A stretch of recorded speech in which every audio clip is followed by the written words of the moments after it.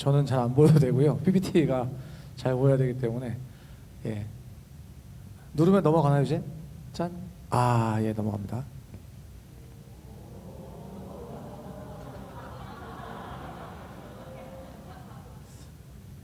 예, 지금 보시면은 여기 막 사람들이 걷고 있죠.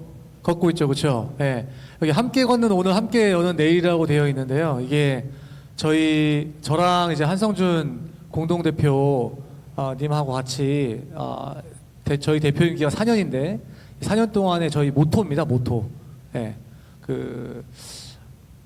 뭐가 있었어요. 그 전에 김정태 대표님 계실 때는 좋은 교사 운동의 그 슬로건이 뭐였냐면은 그 새롭게였어요. 새롭게. 복음으로 새롭게. 뭐로 새롭게. 뭐로 새롭게. 기억도 안 나요. 그런 건데 저희는 이걸로 정했는데 논의가 많았거든요. 아, 뭘로 할까? 뭘 담을 수 있을까? 많았는데 그때 이렇게 같이 이렇게 줌에서 회의하다가 우리 김영석 대표님이 이걸 딱 제안했을 때 저희가 다 같이 이거다 했었거든요. 그랬는데 여기 보면 이제 그 오늘 강의 주제가 이런데요. 사람들이 걷고 있지 않습니까? 그래서 저희도 잠깐 좀 걸어보도록 하겠습니다. 네. 자리에서 한 번만 일어나 주시겠습니까? 네, 좀 피곤하시죠? 저희가 왜 걸을 거냐면요. 이제 올해, 작년 한 해도 힘드셨지만 올해도 예언컨대 여러분 힘드실 거예요. 네. 제가 이거 예언컨대 힘들 겁니다. 근데 힘들 때 뭐가 중요하냐면 옆에서 잡아주는 사람, 옆에서 도와주는 사람, 지켜주는 사람, 이 사람 있으면 우리 버틸 수 있어요. 넘어지지 않을 수 있어요. 그잖아요? 그죠? 그거를 우리 한 연습을 한번 해볼 겁니다. 웬만하면 이렇게 복도 쪽으로 나오세요. 걸을 거니까. 자, TCF 중에서 네 글자죠, 네 글자. TCF, 그죠? 네 글자예요. 그 중에서 T나 C나 N나 F, 이 네 개 중에 한 가지 글자를 선택해 주세요. 머릿속으로 선택하세요. 머릿속으로. 네, 마음속으로. 얘기하지 말고 마음속으로. 그런 다음에 저희가 반주 한번 넣어주시겠어요? 네. 분위기가 그러니까 반주 한번 넣어주세요. 네. 반주는 그냥 신나는 걸로. 그러면 제가 가다가 여러분이 이렇게 한 해를 함께 걸으면서 한 해를 살다가 갑자기 학부모 민원이 다쳤어. 누구한테 다쳤냐? T한테 다쳤어. T한테. 그럼 T를 생각하시는 분이 민원 어려움이 팍 다쳤어요. 그러면 하고 쓰러져요. 그때 어떻게 해야 돼요? 그때 옆에 있는 사람들이 잡아줘야 돼요. 언제까지? 엉덩이가 땅에 닿기 전까지. 아셨죠? 엉덩이가 닿기 전까지. 막 슬로우 모션으로 잡아줘 이렇게 할 때 잡아주시는 겁니다. 아시겠죠? 그게 만약에 C한테 다쳤다 그럼 제가 C 할 거예요. 그러면 C가 쓰러지시는 거예요. 아시겠죠? 근데 여기서 한 가지 문제는 뭐냐면 내가 애 했는데 내 옆에 있는 사람 다 애야. 다 죽어 막 이럴 수도 있어요. 그러다가 달려와서 도와줘요. 아시겠죠? 자, 곡 한번 쳐주시겠어요? 예, 막 돌아다니세요. 예. 인사도 하시고, 예, 아이고, 네, 반갑습니다. 예. 자, 이제 3월달 계약했어요. 아유, 이제 막. 자, 어려움 닥칩니다. C에게 닥쳤어요. C에게. C. 도와주셔야 돼. 좋아. 애한테 민원이 왔습니다. 애한테. 잡아줘. 쓰러질 뻔했어. 또 이제 지나갑니다. 이제 1학기 지나갑니다. 이제. 푸한테 갑자기 악성 민원이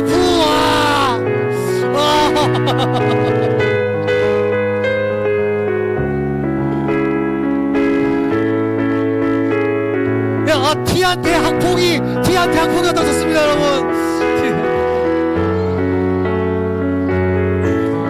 예, 감사합니다. 자리 앉아주세요. 아이, 고맙습니다. 네, 고맙습니다.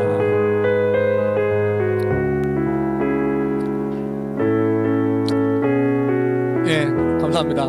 저 아까 봤습니다. 저희 우리 전영일 선생님이 학교에서 지금 수원에서 교장 선생님으로 계시거든요. 그런데 여기서 지금 서정희 선생님께서 쓰러지시는데 이렇게 팔짝이 보고 계셨어요. 서정희 선생님이 거짓말 안 하고 엉덩이가 땅에 닿았는데도 이렇게 보고 있어요. 이렇게. 이게 관리자의 모습입니다. 이런 관리자가 돼가지고 선생님이 쓰러지는데. 네. 아유, 예. 그렇습니다. 우리 이렇게 공동체가 서로 지켜주면서 걸어갔으면 좋겠습니다. 오늘 저희 이야기는요, 함께 걸었던 그 작년, 오늘을 돌아보고요, 함께 열어갈 내일을 좀 내다보려고 합니다. 그리고 우리가 그러면 어떻게 살아야 될지, 그리고 그 힘은 어디서 오는지에 대한 이야기를 좀 나눠보겠습니다. 지난 여름 뜨거웠습니다. 저희 좋은교사에서는 지난 여름에 4번의 애도서클과 또 6번의 교사 돌봄서클, 그리고 항상 1학기 때 연합 중보기도회 지역별로 하다가 그거와 별도로 또 8월 15일에 8.15 기도회와 또 처음이었던 것 같아요. 좋은교사가 생긴 이래로 금식을 선포하고 9월 4일 구사 49제를 앞두고 저희가 금식기도를 선포하기도 했고요. 그리고 국회 앞에서 기도회를 열기도 했었습니다. 그 기간에 저희가 3번의 설문조사를 했는데요. 이제 생기부 기재에 관한 설문조사도 했었고, 그 다음에 9월 4일 교육부 징계에 관한 설문조사도 했었는데, 저희가 설문조사한 이래로 32만 4천 명이라는 응답이 왔던 설문조사가 9월 4일 교사 징계가 그게 맞냐라고 했을 때 32만 명이 응답하는 거는 저도 처음이었어요. 그래서 저희 사무실에 근무하시는 간사님 남편분도 그 설문을 받아가지고, 야, 이거 뭐냐, 네가 일하는 그 회사 아니냐 하기도 했었던 19개의 성명서를 저희가 1년에 한 50개 정도 성명서를 내는데, 그리고 요 기간에만 19개, 한 달 동안 19개 성명서를 썼고요. 국회 토론회, 세미나, 집회 참석을 하고 또 무대 발언을 2번 정도 했던 것 같습니다. 6개 단체가 같이 연합해서 사양을 하고요. 각종 언론 대응들, 특별히 저희는 그 CBS, CTS, 극동방송 이런 데서 잘 불러줘요. 그래서 거기 가가지고 얘기들을 하면 깜짝깜짝 놀래곤 했던 것 같아요. 그리고 법 개정을 위한 활동들도 열심히 했습니다. 6개 단체, 4번째 교사 집회였죠. 4번째 교사 집회 때부터 6개 단체가 함께 하기 시작했었는데요. 그때 그 4번째 집회에 그 주관을 했던, 특별히 그 집회 때 6개 단체를 이렇게 같이 묶으려고 했던 노력을 했던 게 이제 한영석 선생님이라고 좋은교사 회원이십니다. 그분이 그 집회 운영자를 하시면서 이런 걸 하셨고, 저는 하나님 뜻이었던 것 같아요. 그 이후로 지금도 6개 단체 단톡방이 살아있어요. 그래서 같이 지금 대응을 하고 있고, 많은 입법활동, 당대표, 저희가 무슨 당대표실에 찾아갈 일이 뭐가 있겠습니까? 다녀오기도 하고요. 그랬습니다. 아니? 왜 뒤로 안 가나요? 막 2개씩 넘어가나요? 예. 함께 걸었던 그 여름 이후에 보면 여러 가지 유사한 교사 사망 사건들이 다 소환되었습니다. 호원초, 신목초 등등. 그리고 교권 침해 관련된 그런 사건들도 줄줄이 소환됐습니다. 지금도 얘기되고 있는 주호민, 또 왕의 DNA 등등. 구사 공경 멈춤의 날 이후에 정부도 긴장을 했던지 이제 저희 징계를 취소하고 좀 전향적인 입장들을 취했습니다. 그때 저는 지금도 기억나는 게 9월 4일 날 이제 저는 단체 대표로 이제 그 서희초등학교 체육관에 갔었는데요. 제 바로 앞에 이주호 장관이 앉아 있었고 한 10m 앞에서 이제 그 발언을 했는데, 제가 봤을 때 이주호 장관은 그게 악어의 눈물이다 막 이렇게 기사가 났었잖아요. 그 읽으면서. 근데 제가 봤을 때는 악어의 눈물은 아니었어요. 지금 사람 대 사람으로 10m 앞에서 봤을 때 악어의 눈물 아니었고 진짜 울었어요. 자리에 와서도 계속, 카메라가 없는 자리에 와서 계속 눈물 훔쳤거든요. 근데 그분이 운 이유는 자기 처지가 슬퍼서, 자기 처지가 너무 안 돼가지고 울었던 것 같아요. 이게 막 너무 힘들잖아요. 징계한다고 했다가 그거 교육부 장관이 함부로 얘기 못 하거든요. 그건 다 그 위에서 얘기한 건데, 한다가 갑자기 정부에서 이제 뭐 그 징계를 처리해 이렇게 하니까 자기 처지가 슬펐던 것 같아요. 그 이후에 이제 사례판단위원회 논란 등이 있었습니다. 좀 의외였던 거는 교사가 이제 대통령과 만나는 건 굉장히 이례적인 일인데 10월 6일 날 교사와 교사들 특별히 이제 그 전국교사 일동이라는 인디스코 중심의 그 선생님들과 대통령의 만남이 있었습니다. 그때 이제 학폭 얘기가 나왔고 12월 7일 날 학폭 전담 조사관 2,700명을 투입하겠다. 행안부 장관하고 같이 나와가지고 그런 발표를 했죠. 그걸 보면서 약간 허탈했습니다. 이 뭐지? 이렇게 할 수도 있는 거였나? 그러니까 우리가 기초학력도 그렇고 그 다음에 여러 가지 학교에 우리가 인력이 부족하다, 이런 게 필요하다, 이런 인력을 보충해 줘야 된다라고 했을 때 그렇게 예산 없다고 했던 그 정부가 갑자기 2,700명의 학폭 조사관을 투입하겠다고 뭐 그런 발표도 있었습니다.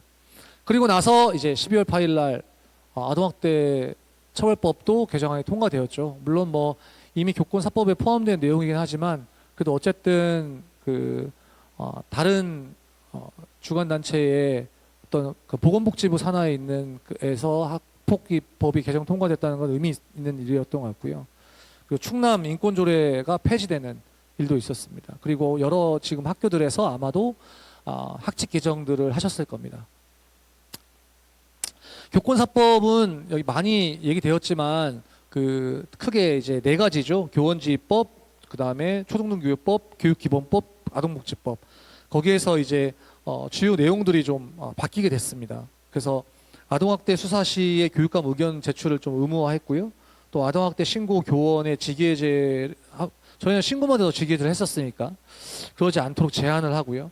또 학교장이 교육활동 침해를 축소 은폐할 수 없도록 좀 막았습니다. 그리고 각종 소송에 대해서 공제회에서 보호를 할 수 있도록 해줬고요. 또 정당한 생활지도는 아동학대가 아님을 규정했습니다. 물론 지금도 아니지만 아님을 명확하게 했고요. 또 보호자의 정당한 교육활동에 협조하고 이를 존중해야 한다고 좀 명시하였습니다. 또 생활지도, 학생 교원의 생활지도에 관한 규정을 정서학대 행위에서 좀 제외할 수 있도록 했습니다. 그 국회에서 11월 2일자 보도자료에 따르면은 이 교권사법 개정을 통해서 교육 공동체 회복의 전환점을 삼아야 한다. 삼을 수 있게 되었다라고 얘기를 했습니다. 그러면서 학부모의 역할을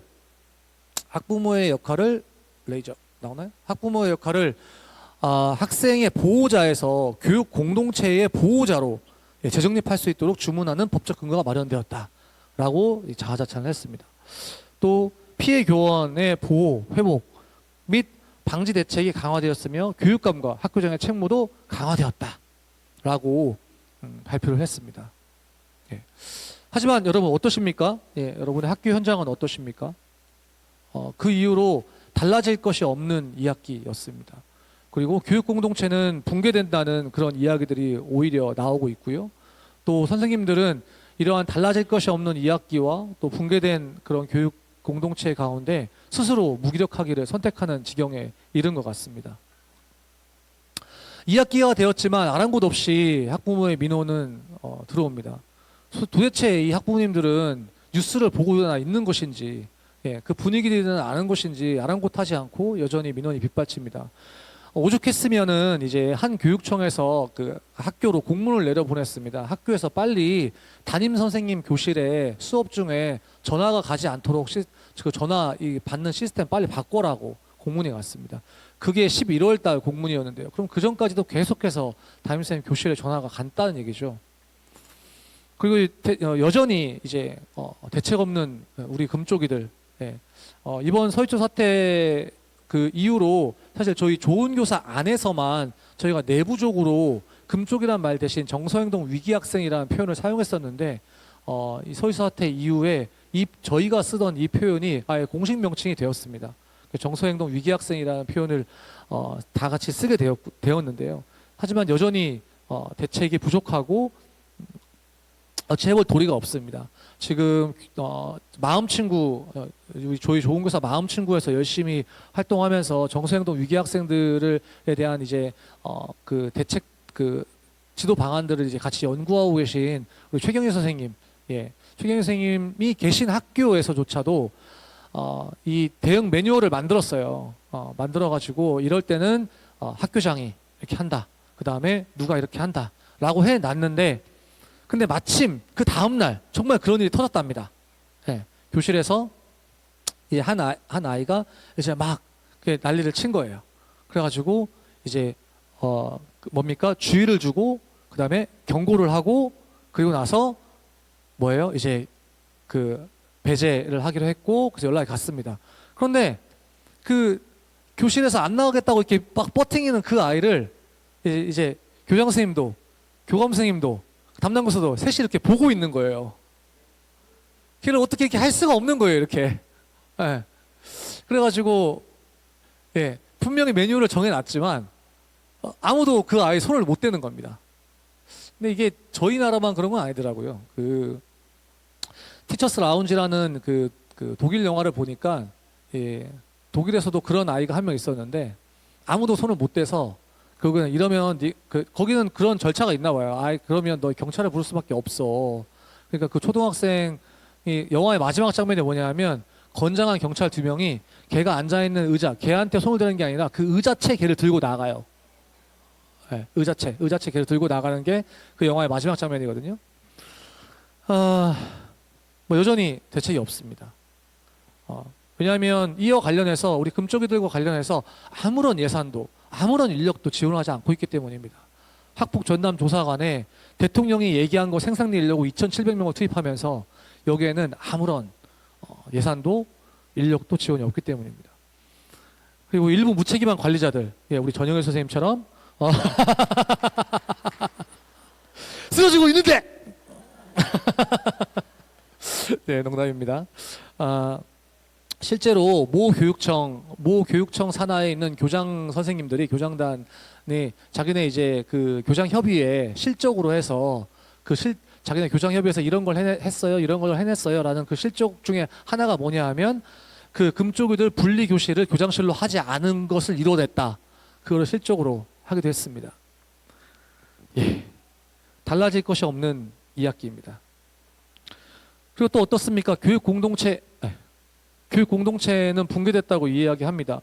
부사 집회 이후에 관리자와 평교사 사이를 교육부가 갈라놨죠. 그리고 선배 교사와 후배 교사들 사이에서도 불신이 생겼습니다. 징계를 걱정했던 그 선배들, 그리고 징계를 두려워했던 관리자들, 그러나 거기서 오히려 공감을 받지 못했던 우리 또 후배님들 사이에 불신과 갈등이 커졌습니다. 이제는 옆반 선생님보다 SNS에 묻는 것이 더 편합니다. 예, 오히려 SNS에 정말 그 학교에 아무한테나 물어봐도 알 수 있는 것들에 대한 질문이 엄청나게 올라옵니다. 예, 이걸 왜 올리지? 싶은 것들도 막 다 올라옵니다. 왜냐하면 옆반 선생님보다 SNS에 묻는 게 더 편하기 때문입니다. 선배 교사에게 묻는 것보다 오히려 내 친구에게 또 같은 오픈 채팅방에 있는 사람에게 묻는 것이 훨씬 더 편한 것입니다. 그리고 학부모와의 소통은 단절되고 있습니다.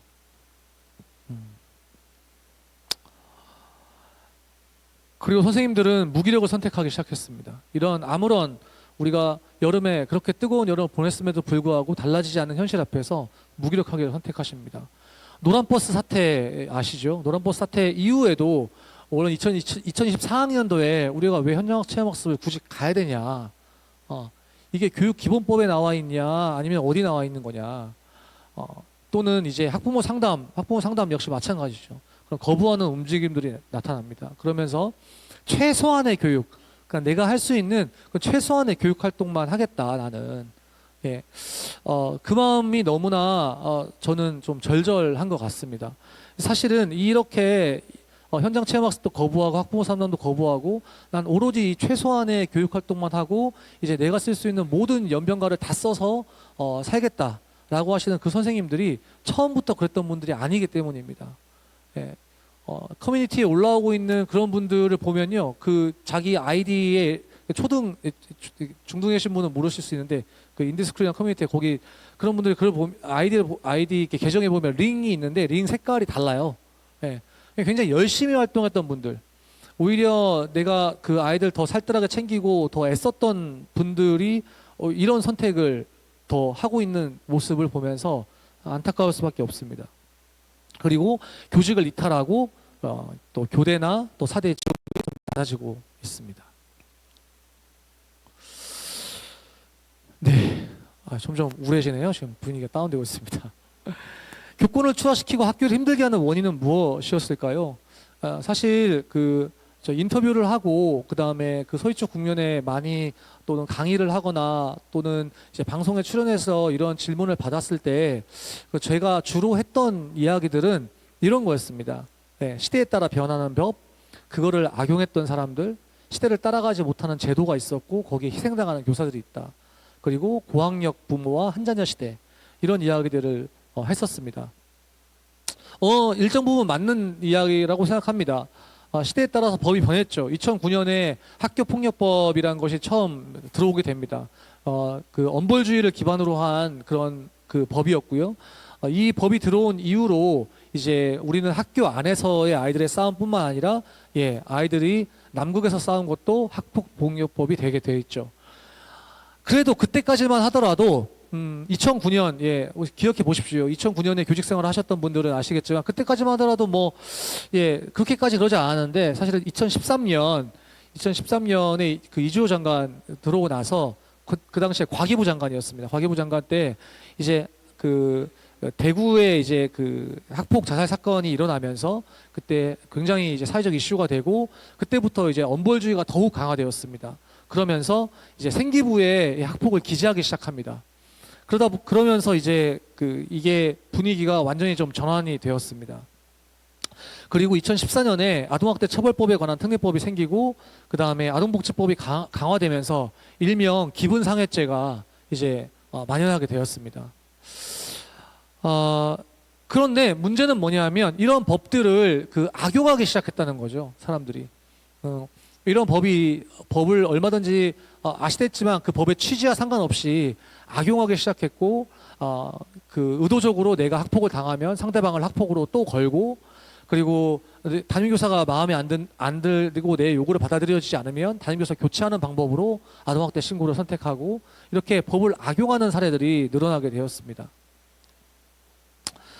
두 번째는 시대를 따라가지 못하는 제도들도 있었습니다. 산업안전보건법 같은 경우에는 작년까지 해서 수차례 개정을 거치면서 노동자들을 보호하는, 물론 그쪽 세계에서도 수많은 노동자들의 죽음이 있었습니다.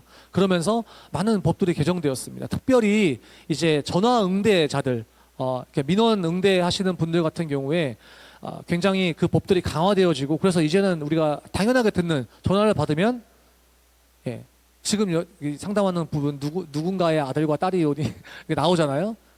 산업안전보건법에 따라 처벌될 수 있습니다. 나오잖아요, 그죠?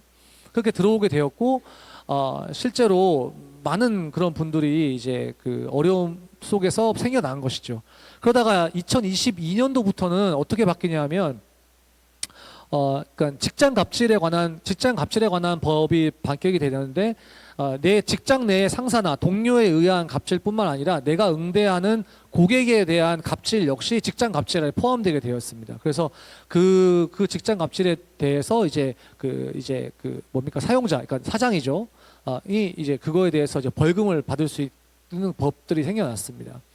그러나 이제 그런 것과 교원지휘법은 상당히 거리가 멀죠. 기본적으로 이제 우리 법 체계 내에서는 우리 교사들에 대해서 노동직권을 갖고 있지는 않습니다. 저희가 노동 3권을 갖고 있지 않지 않습니까? 또한 민원응대 시스템도 부재해 왔습니다. 제가 초임 시절에 이제 저희는 뭘 했었냐면은 회람이라는 걸 돌렸었거든요. 회람? 선배님들 기억하십니까? 회람? 종이에다가 써가지고 아이 시켜서 각 반을 돌아다녔어요. 그렇게 내용을 전달한 거예요. 그러던 시절부터 지금 이 단톡방에서 소통을 하는 이 시기까지 변해왔음에도 불구하고 민원응대 시스템은 없습니다. 부재합니다. 조금 덥지 않나요? 그 히터를 좀 약간 줄이시거나 꺼도 될 것 같다는 생각이 듭니다. 조금 덥네요.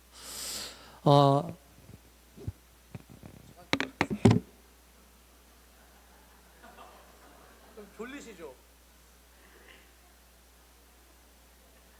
안 들려요? 네. 그리고 관리자의 역할 모델 역시 부재했습니다. 우리가 관리자 선생님들이 이제 소위 이제 전형적인 경쟁과 또 능력주의에 기반해서 이제 이루었다라는 그 관리자잖아요. 그래서 차곡차곡 쌓아서 그러면서 사실은 이제 관리자가 되는 것에 대한 관심이 있었지 어떤 관리자가 되는가에 대한 관심이 없었기 때문에 부재했습니다. 또 지금 같은 교사 불링 현상, 괴롭힘 현상, 이미 참 돌아가신 우리 신목초 또 호원초 선생님 이야기들을 들어보면 이건 괴롭힘이죠. 예. 괴롭힘이라고 볼 수 없습니다.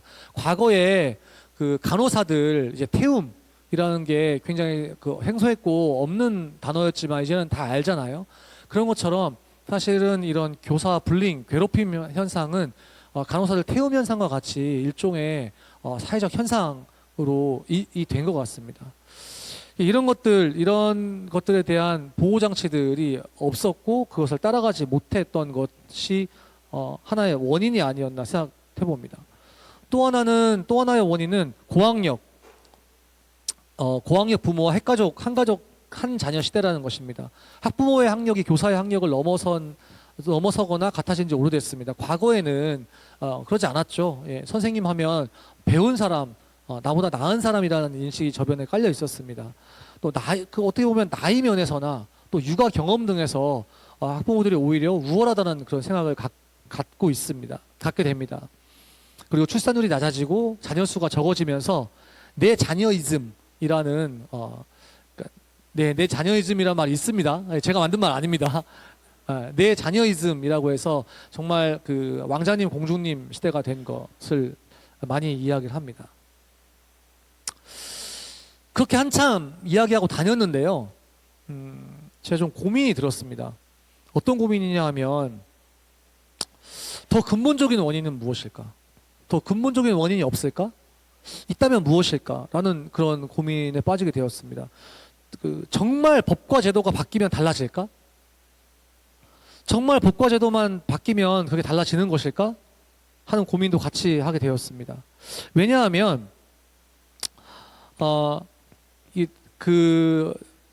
다들 이제 법치주의 국가지만 법치주의 국가엔 두 가지 유형이 있습니다. 하나는 뭐냐 하면 법이 정한 것만 해야 하는 사회가 있어요. 법이 정한 것만 해야 되는 사회. 또 하나는 뭐냐 하면 법이 정한 것 빼고는 뭐든지 해도 되는 사회가 있습니다. 동상 중앙에 있는 그 열매 빼고는 다 먹어도 돼. 법이 정한 것만 해야 되는 사회는 뭐냐 하면 이거만 먹어야 돼? 라는 거예요. 그럼 어떤 게 더 자유로운 사회입니까? 어떤 게 더 여러분 편안하세요?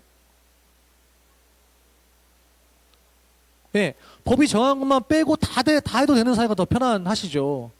그런데 지금 우리가 지금 더 촘촘하게 법을 만들고 있는 방향은 뭐냐 하면 법이 정한 것만 하도록 하는 사회로 가고 있는 거예요, 점점. 예. 거기서 아마도 가장 이익을 볼 사람들은 아마 변호사일 거예요. 예. 변호사 업이 횡행하지 않을까 싶습니다. 예. 그러면서 우리도 소송의 나라 미국처럼 될지도 모릅니다. 그리고 두 번째는 뭐냐 하면 북유럽에 있는 다른 나라들은 부모의 학력이 낮고 핵가족 사회가 아니고 대가족 사회냐 이거죠. 왜 다른 나라들 중에서 소위 그런 나라들은 역시 부모의 학력이 높고 그리고 핵가족 사회임에도 불구하고 우리나라와 같지 않을까 라는 근본적인 좀 의구심을 갖게 됐습니다. 그러면서 좀 고민이 들었습니다. 법보다 무서운 것이 있는 것 같습니다. 사회적 분위기, 문화, 그리고 교사와 학교에 대한 인식, 관리자의 마인드, 그리고 법의 악용 가능성, 이런 것들은 실제 실정법보다 더 우위에 있고 무섭습니다. 저희는 선생님들 가만히 보십시오. 교무부장 하시는 분들도 계시겠지만 가끔은요 저희가 매뉴얼보다는요 옆 학교에서 어떻게 하는지가 더 궁금합니다. 그러지 않습니까? 교육부 지침이나 매뉴얼보다는 옆 학교에서 어떻게 하고 있지? 전화를 합니다. 예, 매뉴얼 찾기보다. 그렇기 때문에 그런 분위기와 문화 훨씬 더 중요한 것이죠. 그러던 중에 제가 한 영화를 보게 됐습니다. 예. 코미디 퀸이라는 영화입니다. 코미디 퀸이라는 영화를 보게 됐는데요. 이 영화에 등장하는 우리 샤샤라는 아주 참 이렇게 재밌는 친구가 있습니다. 이 친구는 샤샤라는 친구는요. 영화의 시작이 이제 어머니가 돌아가신 걸로 시작합니다. 어머니께 샤샤의 엄마는 우울증을 앓다가 이제 스스로 이제 선택을 하셔서 이제 돌아가시게 되는데 샤샤가 엄마를 많이 사랑했어요. 그래서 엄마의 죽음을 받아들이기가 너무 어려웠고 그래서 엄마가 죽은 이후로 눈물을 흘리지 않기로 다짐을 합니다. 그리고 엄마처럼 되지 않기 위해서 어떻게든 연구를 한 거예요. 샤샤는 엄마를 닮았어요. 그래서 아리따운 긴 금발머리를 갖고 있었습니다. 그런데 샤샤가 이제 그 금발머리를 엄마처럼 되지 않기 위해서 삭발하기로 결심합니다. 그리고는 이제 바리깡으로 친구 도움 받아가지고 머리 삭발을 합니다. 삭발했는데 잘 어울리죠. 예. 그러니까 이제 그런 다음에 제가 눈여겨본 거는 반응이에요, 반응. 학교에 이렇게 여중생이 삭발을 하고 갔는데 반응들이 다, so cool. looks good. 다 이런 반응들인 거예요, 다. 선생님도 그렇고, 친구들도 그렇고. 더 재밌는 건 거기 할머니. 예. 할머니라고 하면, 약간 저희 한국 사회 할머니 떠오르면, 여자애가 삭발을 해가지고 나타나면, 있잖아요? 근데 할머니가, beautiful. 하는 거예요. 그래서, 저 왜 이렇게 허용적이지? 좀 이런 생각을 했어요. 그리고 샤샤의 엄마는 아주 독서광이었어요. 책을 많이 읽어요. 그러니까 샤샤가 어떤 선택을 하냐면 난 책을 읽지 않겠다라고 다짐을 합니다. 그 다음에 집에 있는 모든 책들을 보따리에 싸가지고 헌책방에 책 기부하는 데 다 맡겨버려요. 그리고 이제 책을 안 읽는데 어느 정도까지 안 읽냐면 교과서를 읽지 않아요. 그 교과서를 꺼내라고 하는데 교과서 안 꺼내요. 교과서 안 읽겠다고 거부합니다. 교과서 읽기를. 그리고 근데 이제 교과서는 안 읽는데 선생님 이거 교과서가 아니고 다 인터넷 찾아봐도 있는 거 아니냐고 이렇게 해요. 선생님한테 내가 엄마가 이래가지고 이런 얘기를 못 하는 거죠. 그렇게 하는 거예요. 근데 선생님이 그럼 넌 그렇게 해 이렇게 하는 것도 그래. 그럼 처음에는 옆잡기랑 같이 봐 이렇게 했어요. 옆잡기랑 같이 봐 이렇게 했는데 이 친구 옆잡기인데 같이 봐 이렇게 했다가 제가 이거 인터넷에 다 나와 있지 않냐. 나는 이거 인터넷 서치로 이거 하면 안 되냐. 그러니까 그럼 넌 그렇게 해. 또 그렇게 하는 거예요 또. 그리고 나서 또 이제 발표를 하는 그리고 세 번째 소망이 뭐냐면 사사의 세 번째 소망이 자기 아빠가 엄마가 죽은 이후로 웃지 않아. 엄마가 죽은 이후로 웃지 않으니까 자기가 코미디 퀸이 돼가지고 엄마를 웃겨야겠다고 다짐을 한 거예요. 아빠를 웃겨야겠다고 다짐을 한 거예요. 그래가지고 자기가 코미디 연습을 막 합니다.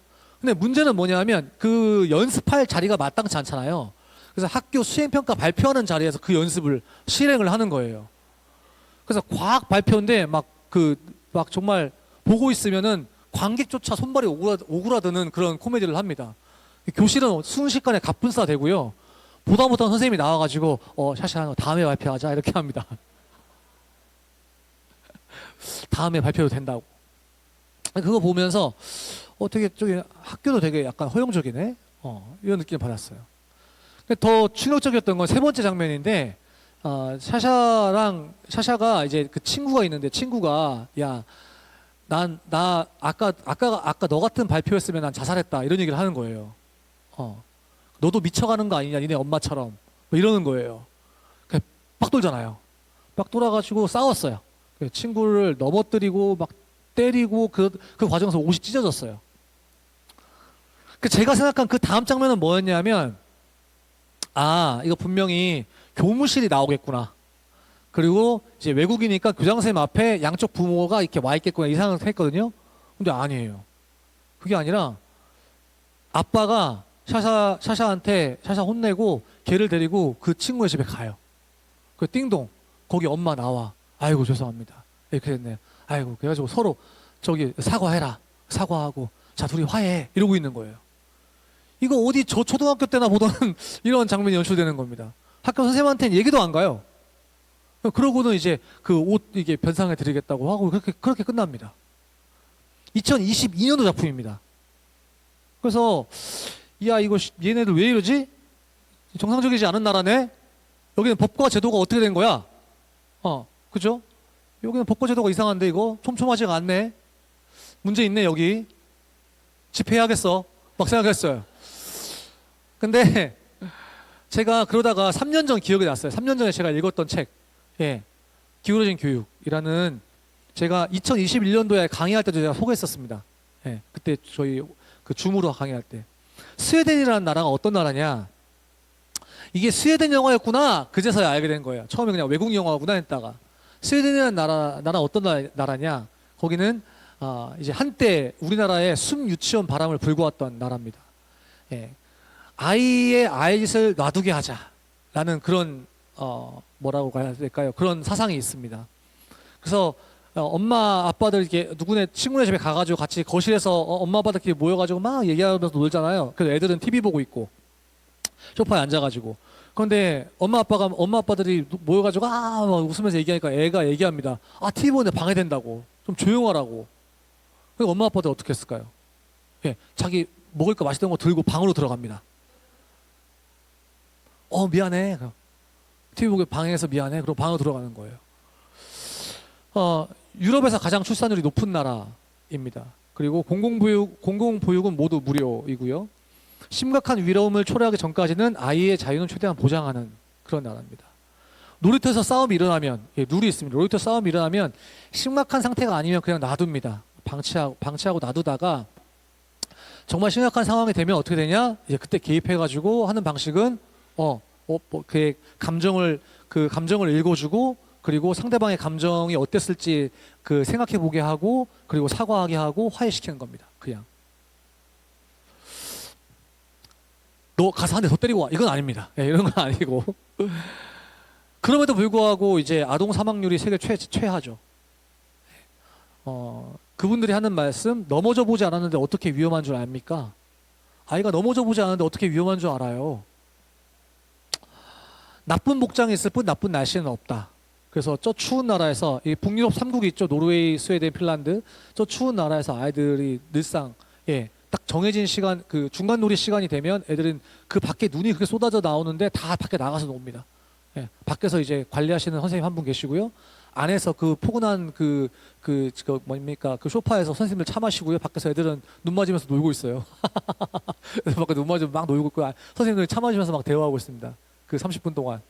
그러고 나서 애들은 다 눈 터면서 들어옵니다. 들어와요. 그 실제 이 작가는 여러 나라에 있던 살아남은 분인데요. 이 작가가 이제 그 아이들이랑 스웨덴에서 아이들하고 놀다 있다가 얘가 피아노 레슨을 받아야 돼가지고 애를 데려가려고 하니까 얘가 안 가겠다 그래요. 더 놀고 싶어. 피아노 레슨 약속 됐잖아. 더 놀고 싶은데 너 이거 하기로 했잖아 하면서 그걸 데려가요. 그것을 보는 스웨덴 그 엄마들의 눈빛. 어떻게 아이를 피아노 놀고 싶다는데. 그 분위기 속에서 자기가 이상한 사람이 돼 있는 그 느낌을 책에 써놨어요. 요런 나라입니다. 제가 그 설문을 하나 했을 겁니다. 그죠? 설문 하신 분? 오, 많이 하셨네요. 안 하신 분도 계시니까 한번 그 손가락 한 번만 펴봐 주세요. 손가락 10개. 자, 이 중에서 내가 동의되는 거는 접어주시면 돼요. 동의되면 접어. 한번 해볼게요. 이 책에 나온 거예요. 아이들이 스트레스를 받을 수 있으니 학업 성취에 등급을 매겨서는 안 된다. 동의되면 접어. 야심 있는 학생이라도 과도하게 공부하려 하면 말려야 한다. 동의되면 접으세요. 학원과 같은 과외활동에 아이를 몰아세우는 것은 부끄러운 일이다. 동의되면 접으시고요. 동의 안 되면 안 접으시는 겁니다. 경쟁이 허용되는 유일한 영역은 스포츠로 제한해야 한다. 아이가 식당에서 시끄럽게 굴더라도 그건 아이다운 본성이니 제재하지 않는다. 아이에게는 더 많은 질서보다 더 많은 자유가 중요하다. 상상력, 독립성, 근면성 중에 아이에게 가장 필요하지 않은 가치는 근면성이다. 자, 지금 접지 못하시는 분들 계세요. 자, 부모는 아이가 본받아야 할 이상적 존재가 아니다. 자, 부모가 바람직하다고 생각하는 방향으로 아이의 선호를 바꾸기 위해 아이의 현재 행복, 뭐 TV든 게임이든 을 희생시켜서는 안 된다. 학업 성과에 나타나는 격차는 아이의 탓이 아니라 불평등 효과를 상쇄하지 못한 교육 시스템의 문제다. 자, 몇 개나 적으셨나요?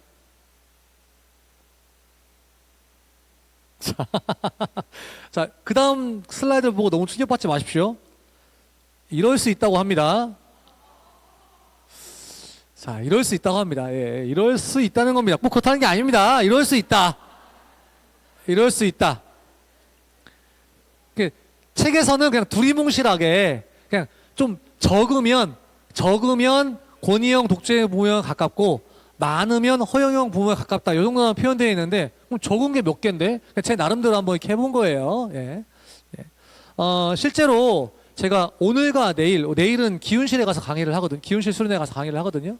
그래서 기훈실과 TCF에 동시에 이 설문을 한번 돌려봤습니다. 그랬더니 결과는 이렇습니다. 짠! 아이고, 짠! 네, 네, 이렇습니다. 예. 약 96%가 이제 독재형이거나 권위형. 예. 지금 이 박수는, 나만은 아니야! 나만인 줄 알았는데, 겁나 많아. 다행이야. 내가 정상이야. 정상범주야, 막. 예, 이런 결과가 나왔습니다. 예.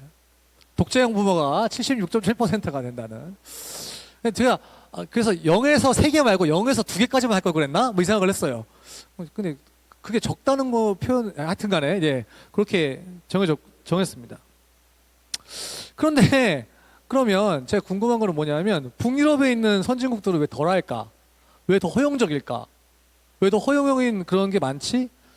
자녀에게 뿐만 아니라 학교에도 되게 자녀에게 허용적이니까 당연히 그 자녀가 다니는 학교에 대한 것도 허용적이거든요. 교사가 하는 것에 대해서. 왜 그럴까? 거기서 이 분석한 내용은, 제가 요약하면 이렇습니다. 첫 번째 슬라이드는 뭐냐면, 소득 불평등과 아이가 가정에서 배워야 할 중요한 가치를 꼽은 부모의 비중입니다. 즉, 소득 불평등이 이게 진위계수라고 하는데 소득 불평 포인터가 안 나오나요? 여기 가면 사라지나요? 사라져 버리네요.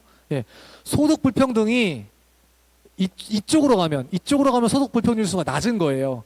이쪽으로 가면 소득 불평등 지수가 높은 겁니다. 그러니까 0.45니까 높은 거죠. 예, 그 다음에 0.25면 굉장히 낮은 거죠. 예, 1이면은 100%니까요. 예, 그러면 소득 불평등 지수가 스웨덴 같은 경우에는 굉장히 낮습니다. 지금 빨간색 표시한 게 스웨덴인데 그 빨간색 표시한 테두리 주변에 있는 나라가 어떤 나라들이냐? 노르웨이, 핀란드 이런 나라들이죠. 이런 나라는 소득 불평등 지수가 굉장히 낮습니다. 소득 불평등 지수가 굉장히 낮은 나라에서 어떤 거 가치를 중요하게 생각하고 있냐면 상상력이라는 가치를 더 중요하게 생각하고 있는 거예요. 근면성보다. 물론 이거는 그래요. 그러니까 우리 같은 농경사회, 특별히 농경사회 중에서도 논농사를 하는 사회는 아시죠? 관계농업을 하기 때문에 특별히 이제 혼자서 할 수가 없어요. 마을을 이뤄서 해야 되고 거기다 물을 대야 돼요, 같이. 이런 사회이기 때문에 우리나라는 근면성이 더 중요한 게 있어요. 예. 그런 밀을 재배하는 사회보다. 그럼에도 불구하고 여러 나라들을 단연간 조사한 결과 이런 공통점이 있더라는 거예요. 소득 불평등 지수가 낮으니까 실제로 근면성보다는 상상력이나 독립성을 중요하게 추구하네. 예. 그 다음을 보시면 소득 불평등에 따른 부모의 양육 태도입니다. 소득 불평등 지수가 낮은 나라일수록 허용형인 부모들이 많다는 거예요. 소득 불평등 지수가 낮은 스웨덴, 노르웨이 이런 나라들, 핀란드 이런 나라들은 오히려 독재형 부모들이 좀 낮고요. 오히려 소득 불평등 지수가 높은 나라들에서 독재형 부모들이 많이 나타난다는 것입니다. 신기하죠? 마지막 슬라이드입니다. 이게 가장 충격적인데요. 뭐냐면 대학이나 대학원에 투자한 연간 수익입니다. 즉, 내 아이를 대학이나 대학원에 보냈을 때에 나에게 들어오는 수익, 우리 가정에 이 아이가 벌 수 있는 수익이 높으면 높은 나라일수록, 그런 나라일수록 더 독재형 부모나 권위형 부모들이 많이 나타나더라는 겁니다.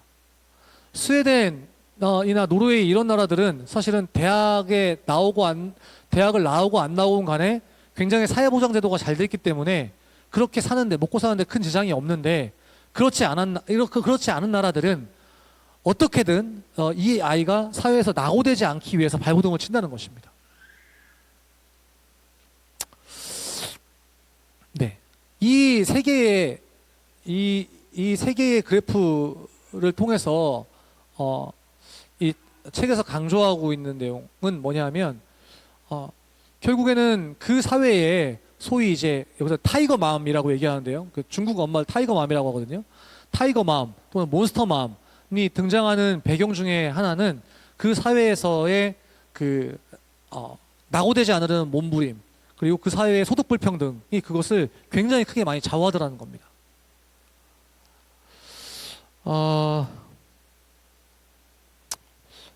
그것이 그 부모의 불안은 그대로 자녀들에게도 전이가 됩니다. 자녀들 역시 무엇을 먹을까, 무엇을 입을까 걱정하기 시작하는 것입니다. 저는 IMF 이전과 IMF 이후를 분명하게 구분 지을 수 있습니다. 실제로 제가 IMF 이전에 아이들에게 장래 희망을 조사했을 때는 대통령, 과학자 이런 것들이 주를 이뤘습니다. 그런데 IMF 이후에 아이들에게 장래희망을 조사했을 때 장래희망 1위는 99999999999999억 원 버는 거, 돈 많이 버는 거, 이런 것들이 장래희망에 올라가기 시작했습니다. 전 IMF 이전과 IMF 이후에 아이들의 그런 장래희망이 달라지는 모습들을 그 변화를 직접 목격을 했습니다. 그리고 IMF 이후에 한국 사회는 그 어느 때보다도 더 이런 낙오와 탈락에 대한 두려움이 커졌습니다. 그리고 소위 명문대를 나오신 분들도 그 IMF 때 대량 해고를 당하고 나서 이제 다시 뭐 학원을 차리시거나 하면서 여전히 자녀에게 내가 그나마 명문대를 나왔으니까 이 IMF에도 이 정도 살 수 있는 거야 라는 그런 인식이 강하게 뿌리내리기 시작합니다. 개천에서 용나기를 기대하던 사회에서 개천에서 살아남기를 발버둥 치는 사회가 되어버렸습니다. EBS에서 나온 그 북유럽에 있는 교육, 핀란드 교육, 덴마크 교육 막 부러워하면서 그래 저런 나라가 돼야지, 저런 교육 해야지 라고 얘기하지만 내 자녀의 입시는 바뀌지 않기를 원합니다.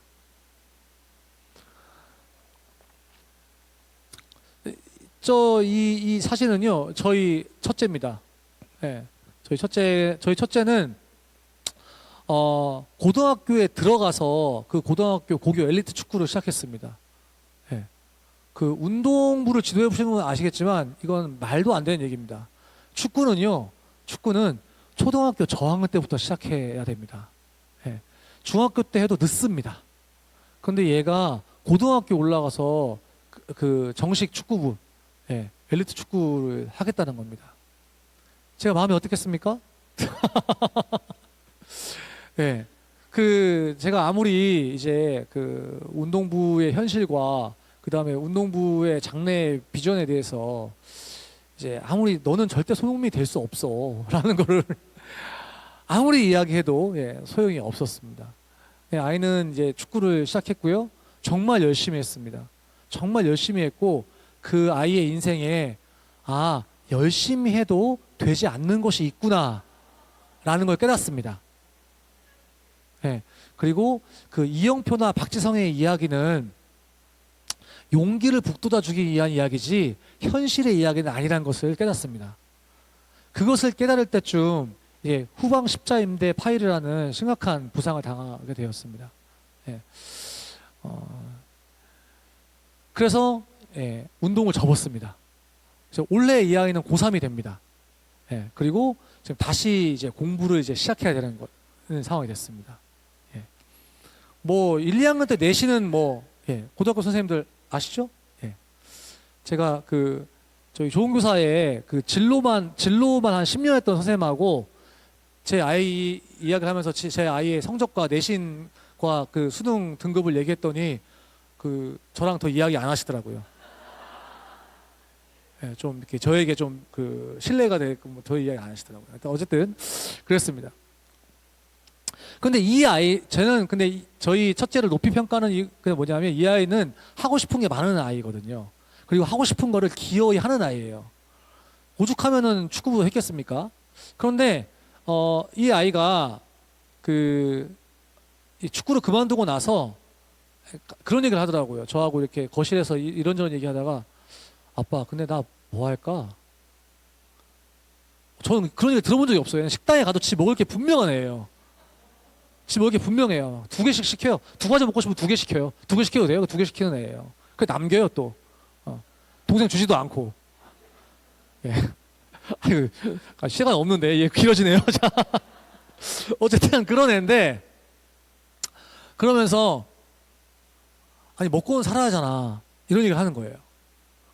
야, 누가 너 먹고 살 거 걱정하라 그랬냐. 그러나 어떻겠습니까? 학교에서 또 사회에서 또 친구들로부터 담임선생님들로부터 교과선생님으로부터 그런 이야기들 많이 들어왔겠죠. 예. 야, 공부 안 하고 있는 처자는 애들 보면서 선생님 뭐라고 하시겠어요? 너 어떡하려 그러냐. 그다음에 뭐 이렇게 그 푼에 써 있겠죠. 예. 네 성적이 남편 얼굴을 바꾼다 뭐 이런 거 썼겠죠. 예. 그렇습니다. 지금 시간이 많이 가서 에버랜드 이야기는 패스하겠습니다. 예. 명지대학교 그 정신의학과 교수인 김현수 교수가 있는데요. 김현수 교수가 이런 얘기를 했습니다. 누구 한 분이 좀 보이시나요? 잘려요. 읽어드릴게요. 괴물부모라는 책에서 경쟁 사회에서 가장 두려운 것은 탈락이다. 탈락 경험을 인생의 상처로 갖고 있는 부모, 패배 경험을 해결하지 못한 부모, 자신의 욕망을 포기하지 못하고 자녀를 통해서라도 재도전해보겠다는 부모들이 가장 두려워하는 것은 패배, 배제, 탈락이다. 승자 독식 사회에서 패자에게 주어지는 재도전의 기회, 패자 부활전이 충분하지 않고 승패의 갈림길 이후 생기는 격차가 커지면 커질수록 패배와 배제, 탈락에 대한 공포와 민감성은 더욱 커진다. 패배, 배제, 탈락을 중심으로 즉 박해와 피해를 중심으로 사회를 보면 분노와 불평, 불만, 불공정에 더 예민해지고 그 대상이 빨리 눈에 띈다. 그런데 그 부정한 것들에 관해 교사에게 이야기했는데 교사가 이를 인정하지 않으면 괴물 부모들은 두 번째 패배를 용인하지 않기 위해 분주히 움직이기 시작한다. 이때 분노의 수준은 2배 이상인데 자신이 과거에 겪었던 개인사에서 오는 분노가 부글부글 끓고 있는 데다 그것을 만회하겠다고 쌓아오며 쌓인 분노가 더해지기 때문이다. 라고 썼습니다. 같은 책에서 일본의 정신과 의사인 가타다 다마미 씨는 일본의 그 만연했던 그런 괴물 부모, 몬스터 페어런트 현상을 깊게 분석을 했습니다. 그리고 나서 그 몬스터 페어런트가 등장하는 이유에 대해서 이렇게 서술했어요. 학벌 사회가 부모의 괴물화를 촉진했다. 자녀의 미래를 위해 스스로 상급학교 입시를 기획하는 부모들이 더 빨리 괴물 부모로 변신했다. 부모의 희생이 클수록 내 아이를 위해서 더 많은 투자를 하고 부모의 희생이 클수록 부모의 자녀에 대한 통제감이 클수록 더 괴물 부모가 되었다. 고학력화와 더불어 소비사회, 그러니까 교육도 우리가 살 수 있는 시대가 됐지 않습니까? 소비사회에서 교육 구매자가 된 부모들 중에서 괴물 부모가 더 많이 출현했다. 즉 사교육이 강한 그런 사회에서 더 괴물 부모가 등장할 가능성이 높았던 것이죠. 경쟁 사회의 괴물화 과정은 이렇습니다. 예, 특권 의식이 생깁니다. 돈과 권력이 있으면 다 된다는 생각이 확산됩니다. 어떻습니까? 우리 사회도 그렇습니까? 성공 제일주의, 수단과 방법을 가리지 않는 성공 추구와 성공이 도덕의 기준화가 됩니다. 이게 정말 무섭습니다. 성공하면 용서됩니다. 성공한 사람의 탈도덕 행위가 용인되는 것입니다. 저는 제 친구들하고 이야기하다가 너무나 깜짝 놀랐습니다. 과거에 혹시 이건희 회장의 그 성매매 동영상 사건 기억하십니까? 검찰 수사 안 하잖아요. 근데 그것을 보고 아니 뭐 이건희쯤 되면 이런 이야기를 하는 거 보면서 너무 깜짝 놀랐어요.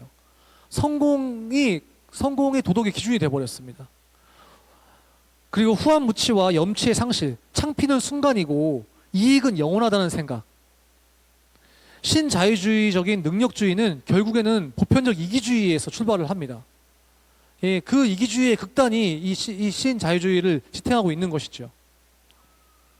그리고는 정의가 상실됩니다. 만인을 향한 만인의 투쟁. 하지만 사실상 그 투쟁은 피해자들 사이에서의 투쟁인 거죠. 유네스코 2050 미래 보고서에는 세계를 지속 불가능하게 하는 두 가지 요소를 들었는데요. 그 첫 번째가 사회 경제적 불평등이라고 하고요. 두 번째가 기후 위기와 환경 재난을 꼽았습니다. 여러분, 지금 우리 사회에 있는 사회 경제적 불평등은 기후 위기급입니다. 이 사회를 지속 불가능하게 만들고 있습니다. 그런데 더 큰 문제는 무엇입니까?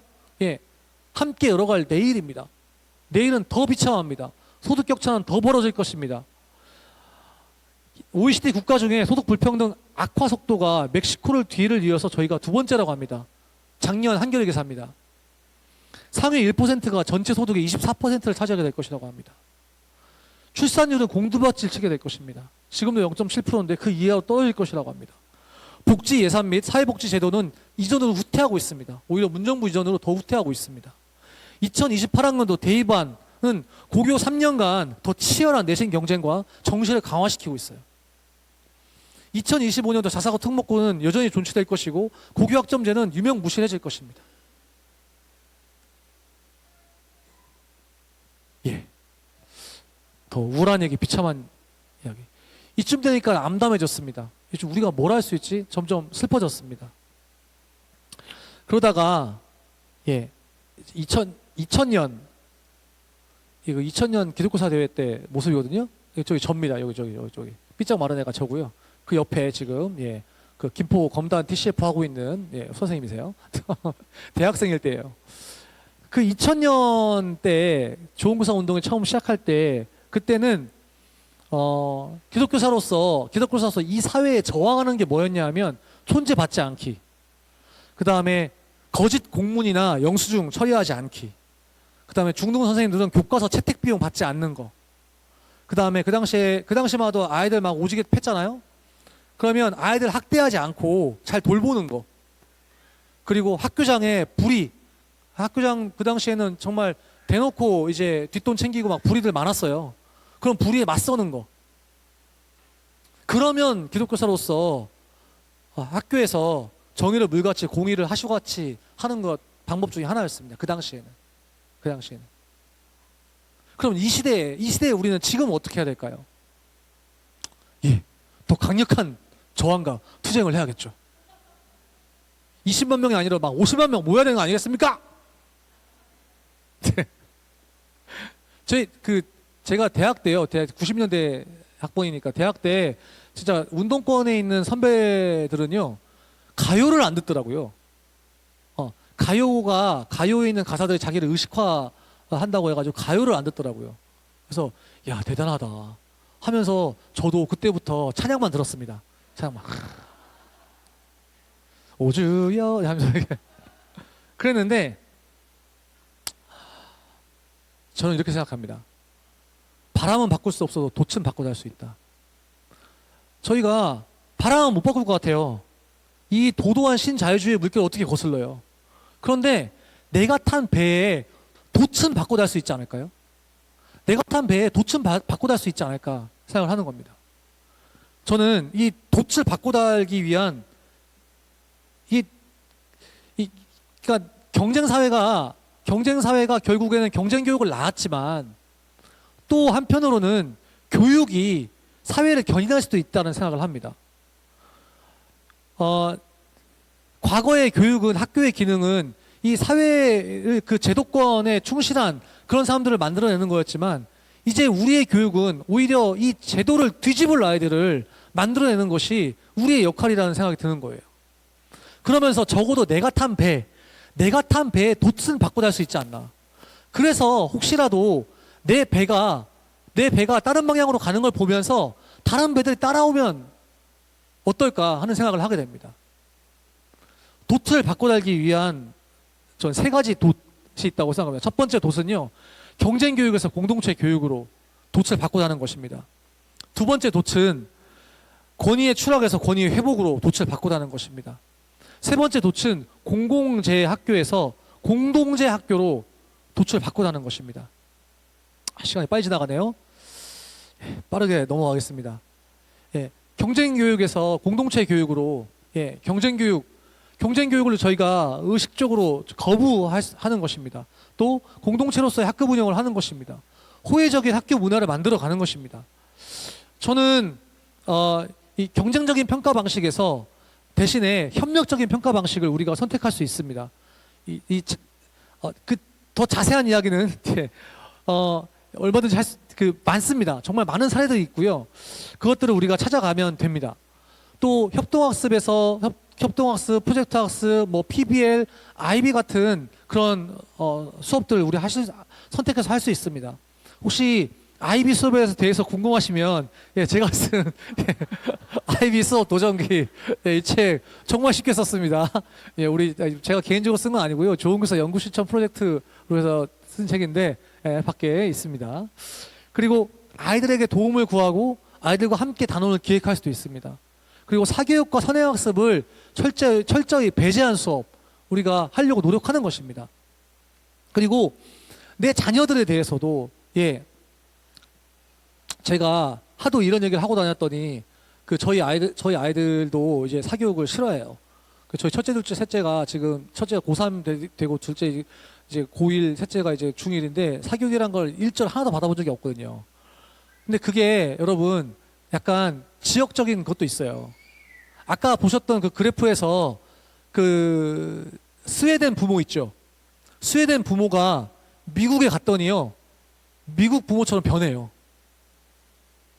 그리고 미국 부모였던 이 저자도 스웨덴에 갔더니 스웨덴 부모처럼 변하는 거예요. 제가 살고 있는 제주도 선을이라는 그 마을에 강남 대치동에 있다가 다 떨구고 내려오신 부모들 많이 있거든요. 그러니까 여기 오니까 달라지는 거예요. 그거 무시할 수 없습니다. 그럼에도 불구하고 우리가 철저히 그런 것들을 배제하는 그런 삶을 한번 노력해 보는 겁니다. 또 공동체로서의 학급 운영, 저는 아침마다 서클로 학급을 여시는 선생님들을 알고 있습니다.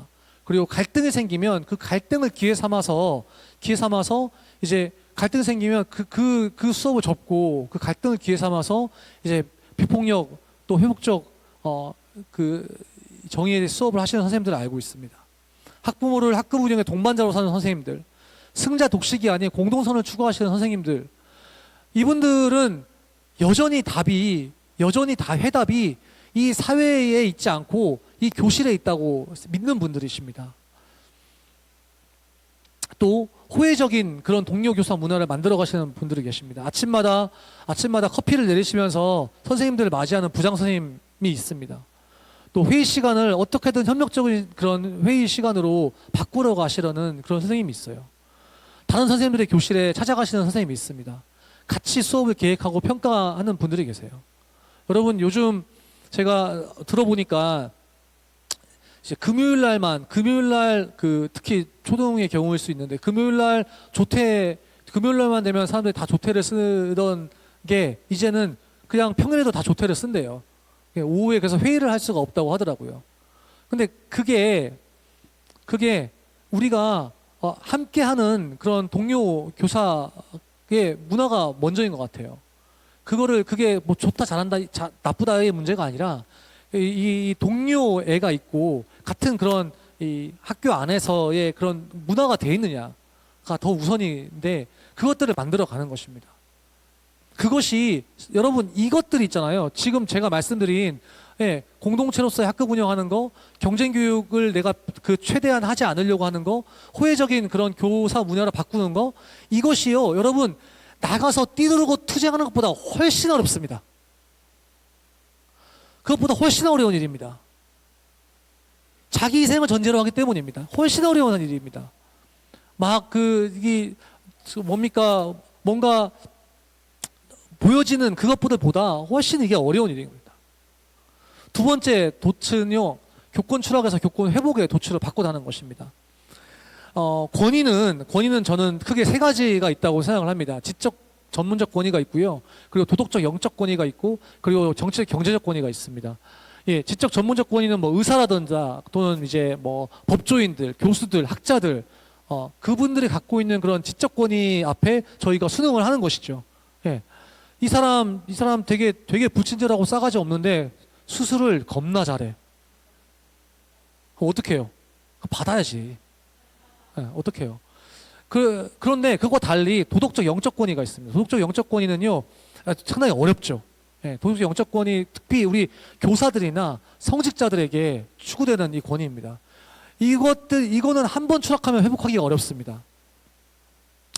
이게 한 번 추락되면요, 그 사람의 설교 들리지 않아요. 이게 한 번 추락되면요, 그 선생님의 수업 들리지 않습니다. 그리고 세 번째는 정치적 경제적 권위는 우리 정치인들이나 재벌들, 예, 되게 웃긴 게, 어떤 대리운전 기사님이신데, 그 대리운전 회사를 운영하는 사장님이세요. 그러니까 술 드신 분이 이제 자기 차, 이제 제네시스 차 키 던져주면서, 에이, 운전하세요. 뒤에 앉아가지고, 야, 너는 이렇게 대리운전해서 얼마나 받냐? 막 이런 거예요. 아, 예. 한 달에 세금 떼고 한 5억 정도 봅니다. 그러니까 뒤에 앉아도, 이게 뭐라고 말씀하면서 자세를 고쳐 앉더래요. 예. 웃긴 거죠. 예. 소위 이제 그 경제적인 것이, 예, 씁쓸한 그런 거지만 실제 그런 권위는 존재합니다. 예. 씁쓸하지만. 그런데 저희의 전문적 권위가 추락하기 시작했습니다. 아니, 오래전에 추락했습니다. 예. 오히려 학원 강사가 낫다고 이야기하고 일타 강사보다 못하다는 이야기들을 하면서 저희의 전문적 권위가 추락되고, 또 뭡니까, 오히려 아까도 얘기했지만 학벌이 높은 그런 학부모들이 등장하면서 저희의 전문적 권위를 위협하기 시작했습니다. 아이들을 어떻게 지도해야 되는지 초행교사에게 일장 연설을 늘어놓는 그런 교수님 학부모도 있습니다. 또 어떻습니까? 저희의 도덕적 권위는요, 예, 도덕적 권위 역시 추락했습니다. 예, 뭐 성적 조작, 성추문, 뭐 이런 것들로 이 교사들의 도덕적 권위 추락했어요. 그러면서 이제 혹시나 우리 선생님 또 이상한 선생님 만나면 어떡하지? 이런 걱정들을 하는 그런 시대가 되었습니다.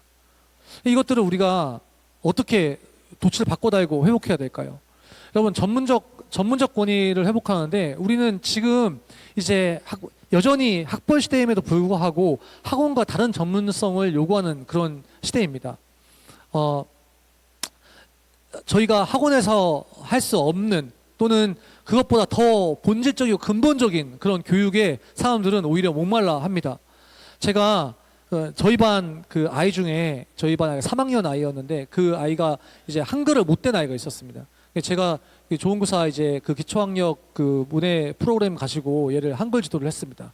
근데 얘가 언어치료센터도 막 다니고 이랬던 애인데도 띄지 못했던 애가, 얘가 의문 인식 능력이 조금씩 향상돼 가지고 한글을 띄게 된 거예요. 근데 되게 웃긴 게 뭐냐면 그 엄마가 원래 그러던 분이 아니었는데 얘의 한글 실력이 나아질수록 저한테 인사하는 각도가 달라집니다. 각도가 달라져요.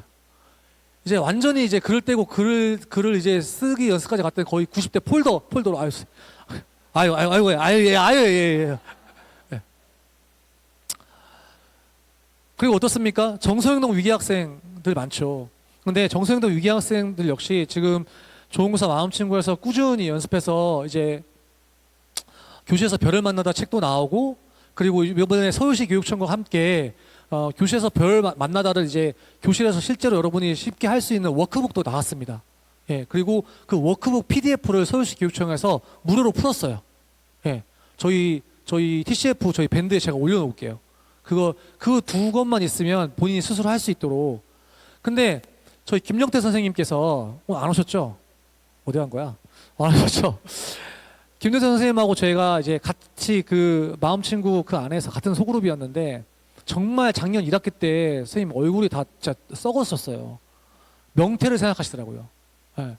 와, 너무 마음이 아프더라고요. 이게 내가 좋은 곳에서 대표 마치고 복직하면 내가 저 모습이겠구나 싶은 거예요. 자기 이제 명퇴하고 싶다면 하시고 너무 힘든 거예요. 왜냐하면 그 반에 정말 지옥에서 온 아이가 있는 거예요. 그 반에. 지옥에서, 예, 파커 팔머의 표에 빌어서 지옥에서 온 아이가 있는 거예요. 그래서 자세한 이야기는 못하지만 그 가정에서 그 아이는 태어나지 말았어야 될 아이였던 거예요. 그런 취급을 계속 받으면서 큰 아이예요. 근데 그 아이를 데리고 긍정적 행동 지원 프로세스를 적용해서 얘한테 행동 중재 계획을 세우고 그다음에 그 행동 중재 계획을 통해 가지고 그 학부모랑 소통하고 하면서 그걸 짰어요. 그랬더니 이 아이가 변한 거예요. 변하기 시작하는 거예요, 실제로. 네. 그래가지고 2학기 때는 김영태 선생님 얼굴이 확 폈어요. 확 펴가지고 우리 옆반 선생님도 이런 힘든 아이 있는데 왜 나한테 안 물어보는지 모르겠다 이런 소리 하고 있는 거예요. 이제 선배들한테 안 물어본다 그러면서. 근데 그 아이의 부모는요, 정태세 선생님은 완전 신입니다. 네. 선생님 하는 건 무조건이에요, 그냥. 또 어떻습니까? 입시를 초월한 수업에 대한 그런 전문성에 대한 기대들이 있어요. 저는 우연찮게 이제 제주도 표선 지역에 있는 아이비 학교들을 연구할 수 있는 기회가 있었어요. 그래서 연구했을 때 거기에 있는 학부모님들은요, 정말 그 입시 경쟁 교육을 넘어선 정말 내 아이가 좀 고등학교 시절에 저렇게 썩어가는 게 아니라 좀 다른 교육을 받고 싶다는 그 열망들이 있어요.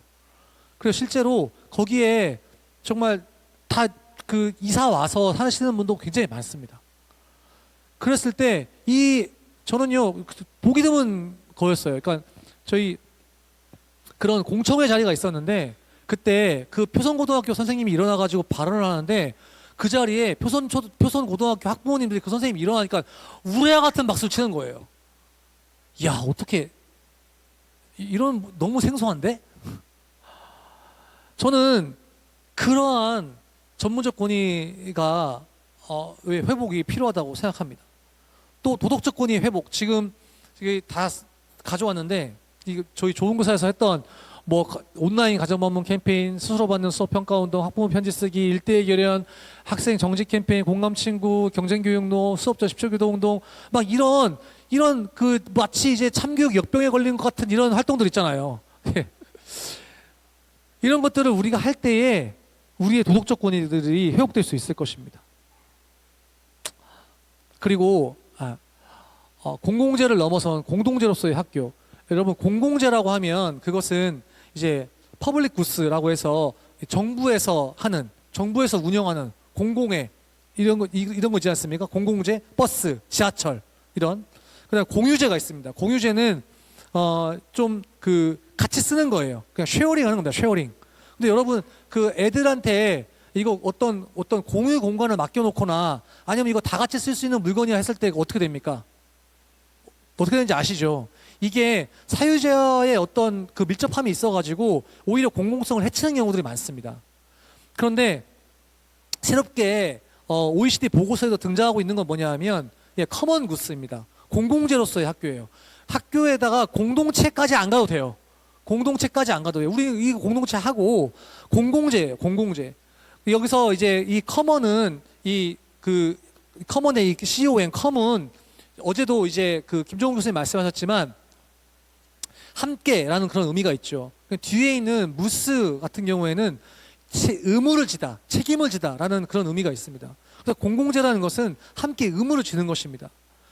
이 공공재는 이 무정부한 정부와 이 미치광이 시장을 무시하지 않아요. 같이 갑니다. 네, 그러면서도 학생, 학부모, 교사의 그런 상식적인 소통, 그리고 이 공동의 지식이라는 것이 함께 만들어가는 것이라는 것을 전제로 합니다. 이 공동체는 배타적인 경쟁과 불로소득의 승자 게임이 아니라 이 학교라는 공간이 교사와 학생과 학부모가 우리가 공동의 책임을 지는 것이라는 것에 대해서 전제하고 인정하고 가는 거예요. 이러한 이러한 공동체로 나갈 수 있는 길은 저는 대화라고 생각합니다. 그 대화를 통한 연결입니다. 비통한 자들의 정치학에서 파커 팔머는 이렇게 얘기했습니다. 자신의 신념을 적에게 돌처럼 던지는 대신에 고통의 근원을 서로 나눌 때 우리는 마음을 열고 커다란 분리를 연결하는 통로를 찾을 수 있다.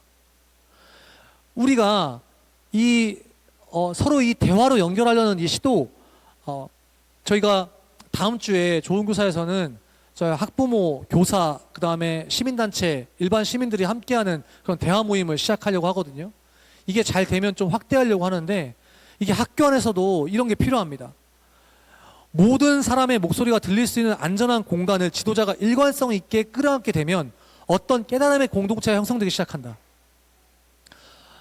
사실 이런 공동체를 형성할 수 있었는데 지난 9월 4일에 어땠습니까? 교육부에서 징계를 운운하면서 사실은 학교에서 서로 합의를 해가지고 우리가 재량 휴무일을 할지 말지를 얘기한 것을 깨버렸죠. 그러나 리더라면 안전하게 서로의 목소리가 들릴 수 있는 공간을 일관성 있게 만들어 가야 됩니다. 왜냐하면 누구나 마음 깊은 곳에서는 서로 연결되는 것이 고립되어 사는 것보다 더욱 중요하고 또 즐겁고 건강하며 안전하다는 것을 본능적으로 알기 때문입니다. 자, 그러면서 저는 학부모와 또 관리자와 연결과 대화를 하는 분들이 계십니다. 학부모 다모 모임을 하시는 선생님도 계시고요. 매주 직접 학부모 모임을 이끄시는 선생님도 계십니다. 그리고 SNS를 통해 가지고 매일 교육 활동을 또 알리시는 소통하시는 분도 계시고요. 금쪽이와 중재 계획을 세우고 학부모와 행동 중재를 같이 약속하면서 소통하던 그런 선생님들도 계십니다. 그런데 아마도 여러분 지금 제가 하는 이야기가 좀 부담스러울 수 있습니다. 이렇게 돛을 바꿔서 다는 일, 이렇게 돛을 바꿔 달 수 있는 그 힘은 어디서 올까요? 이런 이야기가 너무 힘들고 부담스러운데 무슨 말인지 알겠어. 근데 너무 어려워. 그 힘은 어디서 올까요? 저는 아무리 생각해도 돛을 바꿔 달 수 있는 그 힘은 그분에 대한 사랑과 신뢰에서 온다고 생각합니다. 예수님은 그 배의 고문에서 주무실 때에 베드로가 얘기했습니다. 선생님, 우리가 죽게 되었는데 돌보지 않으십니까? 그러자 그분은 풍랑도 잠잠케 하실 그분이라는 그 신뢰. 지금 우리가 닥친 이 풍랑, 제가 초반에 장난처럼 이렇게 했던 그런 분명 원래 어려움이 닥칠 텐데 그때 그것을 이겨낼 수 있는, 그것을 잠잠케 하실 수 있는 분이 그분이라는 그 신뢰, 그 믿음, 그것이 없이는 우리 당해낼 수 없습니다. 우리가 이 수련의 자리에 왜 왔습니까? 여러분, 사실은 이 수련의 자리에 왔다는 것, 여러분이 이 공동체 모임을 하고 있다는 것 자체가 사실은 이 경쟁 사회를 거스르는 일입니다. 이 거스르고 저항하는 일입니다. 아까 제가 얘기했던 그 돛을 바꾸다는 그 세 가지 방법, 이거 다 사실은 투쟁하고 저항해야 되는 일입니다.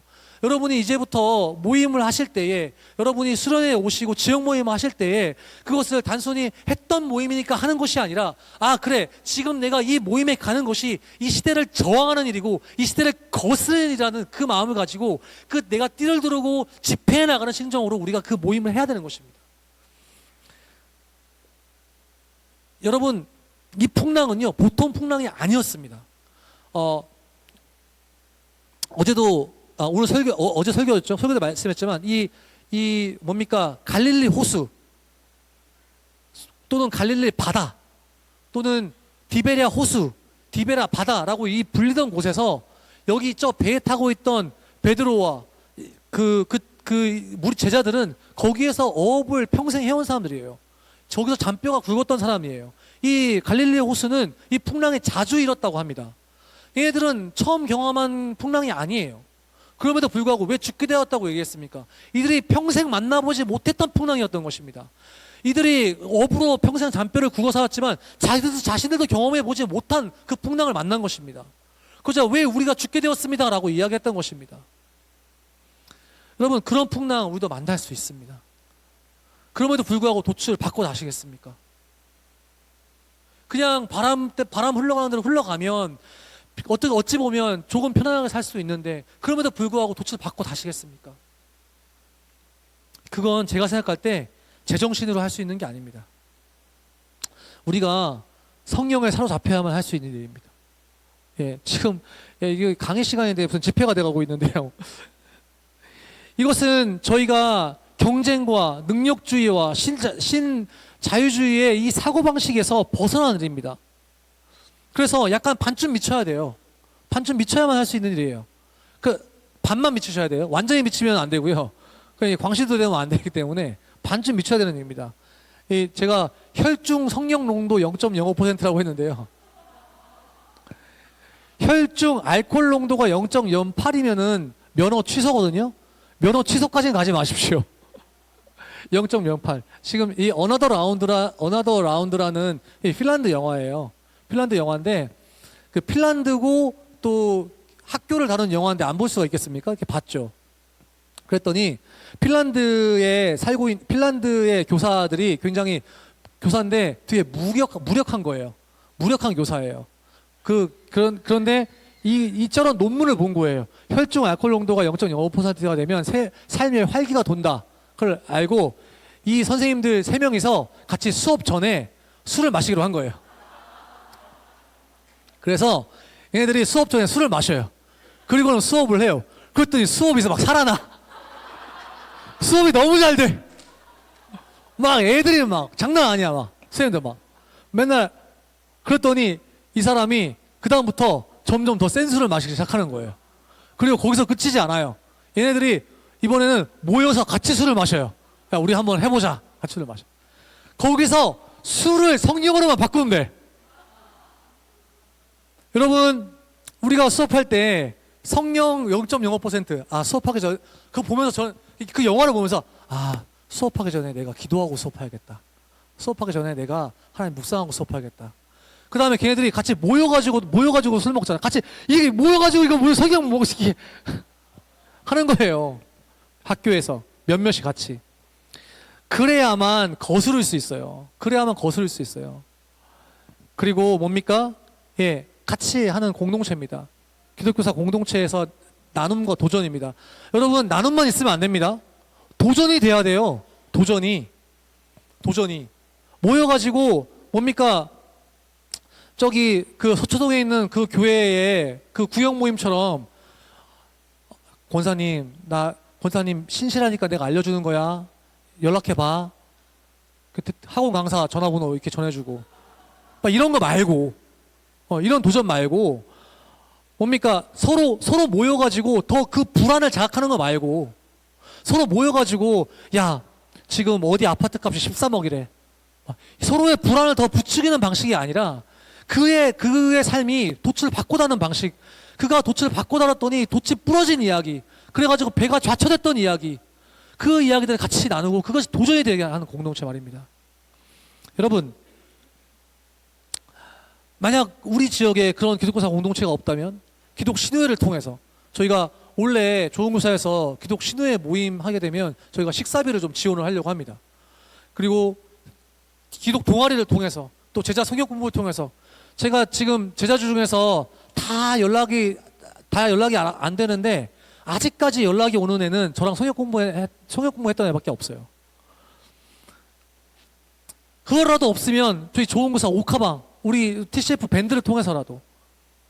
저는 어제 그 주제 강의에서 맥킨타이어가 했던 이야기, 내 삶의 이야기는 언제나 내 정체성이 형성된 공동체 이야기에 속해 있다. 참 그 말에 와닿았습니다. 예, 저도 그런 것 같아요. 예. 이런 모임을 하는 것 자체가 우리가 바람을 거스르는 일입니다. 선생님, 오늘 저는 이런 장황한 이야기를 했습니다. 이런 장황한 이야기를 쭉 해왔는데요. 이제 마지막으로 한 가지 이야기만 하고 마치려고 합니다. 최근에 지켜야 할 세계라는 문경민 선생님의 책을 읽었습니다. 이 책에는 지켜야 할 자기 교육의 세계가 있었던 윤옥과 지켜야 할 자기 자식의 세계가 있었던 윤옥의 엄마 이야기가 등장합니다. 그리고 지켜야 할 자기 세계를 지키지 못했던 윤옥의 학년부장과 그리고 그 교육감의 이야기가 나옵니다. 윤옥이라는 이 선생님은, 국어 선생님은 파울로 프레이리를 존경했습니다. 그의 페다고지를 동경했고 또 장애 제자, 그리고 그녀의 마지막 수업을 지키는 것이 윤옥에게 투쟁이었고 저항이었습니다. 선생님, 우리 기독교사가 지켜야 할 세계는 무엇일까요? 이 신자유주의의 경쟁교육의 도도한 물결로부터 배움의 길을 잃은, 적어도 내 배에 탄 아이들,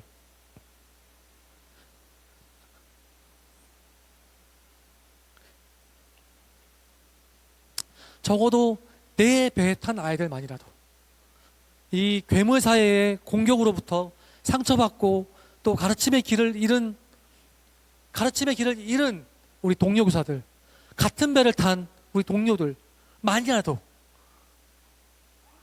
우리가 함께 지켜야 할 세계가 아닌가 생각합니다. 네. 아이고, 예. 갱년기가 와가지고. 예. 광고하고 마치겠습니다. 예, 광고가 있습니다. 예, 저희 이번에 기독교사 대회가 여름에 있는데요.